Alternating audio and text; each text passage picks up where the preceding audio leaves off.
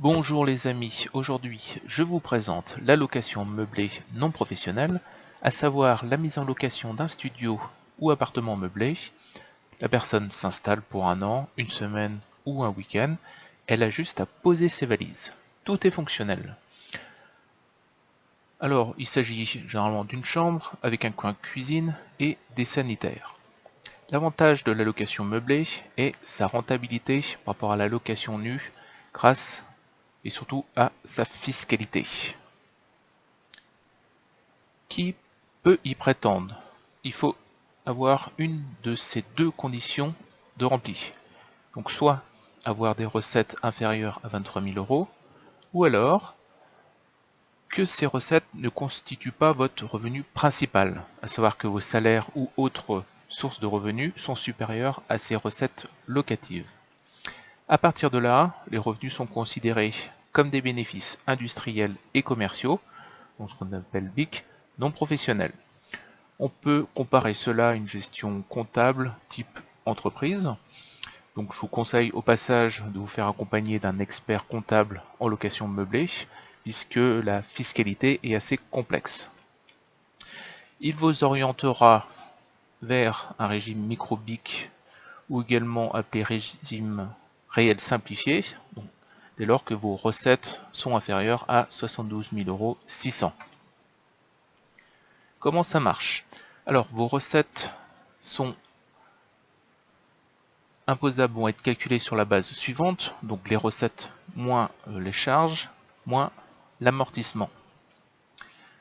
Alors, on parle de charges, tout ce qui va être facture, donc le EDF, l'électricité, l'internet, les taxes foncières, les assurances, donc par exemple les loyers impayés ou les assurances non occupants, donc juste pour couvrir les murs, des frais de gestion par une agence, les intérêts d'emprunt, etc. Concernant l'amortissement, donc les locaux, le bien immobilier en lui-même va être amortissable pendant environ 30 ans. L'immobilier qui lui va être remplacé au bout d'un moment, donc peut être amorti entre 5 à 10 ans. Les travaux de mise en location ou de mise en conformité si vous avez racheté le bien, suivant que ce soit un petit ou un gros œuvre, on peut l'amortir de 5 à quasiment 80 ans. Alors, le rapport des déficits avant déduction des amortissements, donc recettes moins charges, est possible pendant 10 ans. Par contre, tout ce qui va être report des déficits après amortissement est lui illimité dans le temps.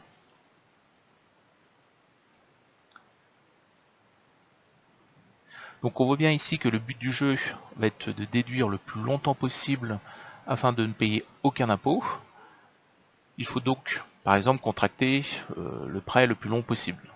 Autre avantage, la revente du bien est sous le régime des plus-values des particuliers.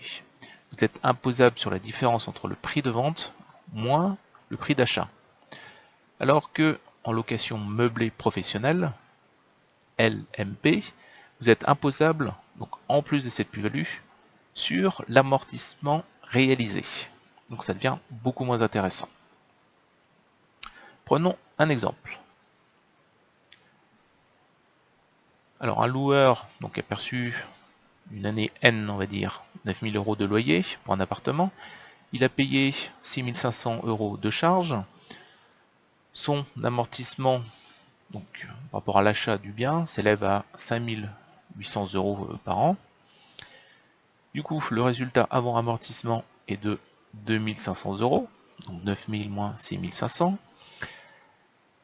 L'amortissement ne pouvant générer un déficit, la part d'amortissement non déductible pourra être reportée sur les exercices futurs sans limitation de durée, à savoir ici 5 800 € moins, donc les 2 500 €, et donc de 3 300 €. C'est-à-dire que l'année N+1, donc l'année suivante, l'amortissement sera plus de 5 800 €, mais de 9 100 €.